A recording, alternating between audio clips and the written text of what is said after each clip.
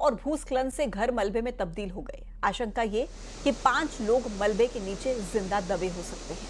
Rescue team मौके पर पहुंच चुकी है और राहत बचाव का काम तेजी के साथ चल रहा है।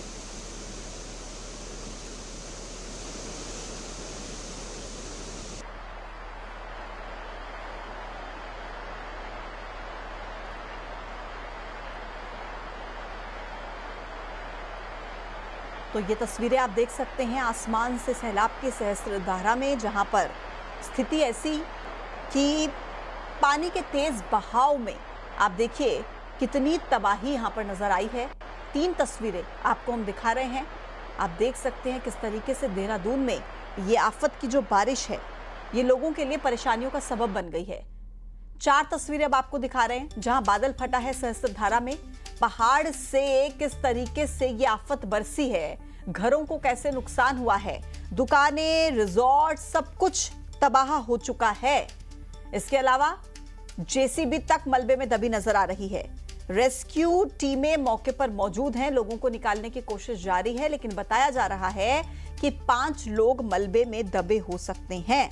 देर रात बादल फटा था और उसके बाद से ही ये तबाही की तस्वीरें सहस्त्रधारा से सामने आई हैं, जहां घरों को भयानक नुकसान पहुंचा है। आसमान में सैलाब की तस्वीरें आपको बताने के लिए काफी हैं कि कितना ज्यादा नुकसान वहां पर हुआ है। सहस्त्रधारा जो हजारों धाराओं का संगम है, वहां पर बादल फटा है और बादल फटने से जमकर तबाही।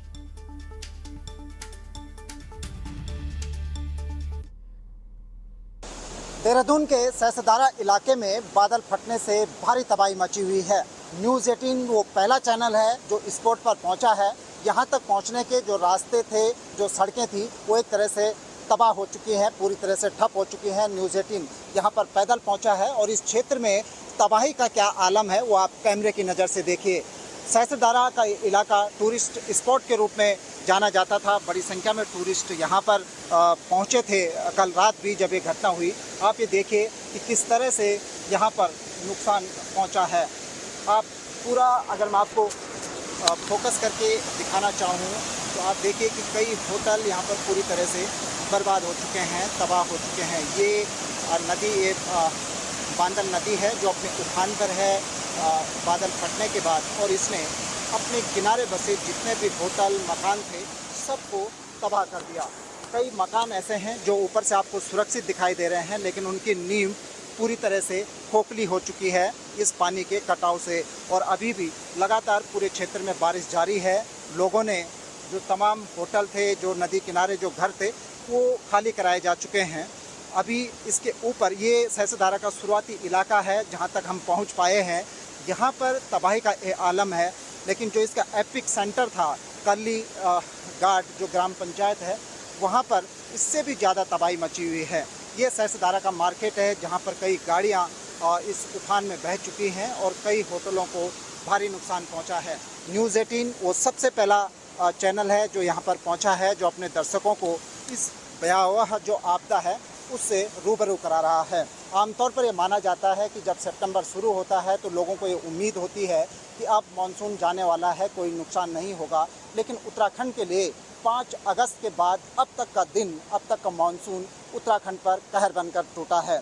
आज सितंबर में भी लोगों को ये उम्मीद नहीं थी कि एक बार फिर से तबाही का ये मंजर देखने को मिलेगा, लेकिन जिस तरह से यहाँ पर बादल फटने की घटना हुई कल रात को, उसने पूरे सहस्त्रधारा एरिया में तबाही मचा दी है। सहस्त्रधारा से न्यूज़ 18 के लिए सुनील नौप्रभात। तो सहस्त्रधारा के अलावा भी देहरादून के कई और इलाके ऐसे हैं जहां से डराने वाली तस्वीरें आई हैं। तमसा नदी के किनारे बसा टपकेश्वर महादेव का मंदिर पूरी तरह से जलमग्न है और दूसरी तरफ माल देवता इलाके को जोड़ने वाली सड़क बाढ़ के पानी में बह चुकी है। पहाड़ से मैदान तक मौसम का रिवर्स गेयर देखने को मिला है और बादल फटने से देहरादून दहल चुका है।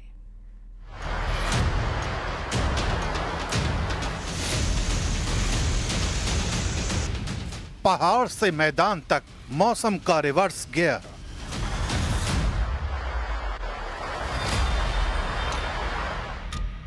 बादल फटने से दहल उठा देहरादून।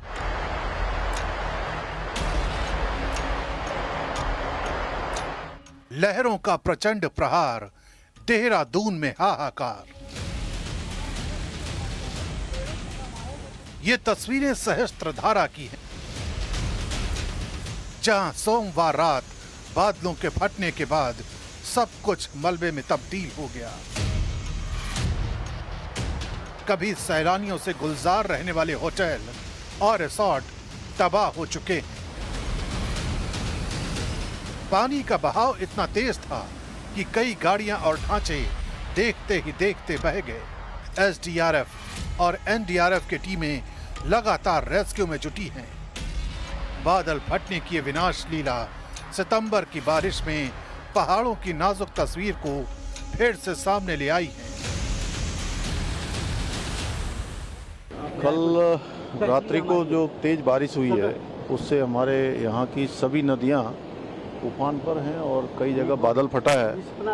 करीब 25-30 स्थानों पर सड़क पूरी तरह से बह गई है। तबाही की ये तस्वीर लोगों के दिलों में दहशत भर देती है। सहस्त्रधारा मंदिर परिसर तक पानी और मलबा घुस आया। कई छोटे ढांचे बह गए।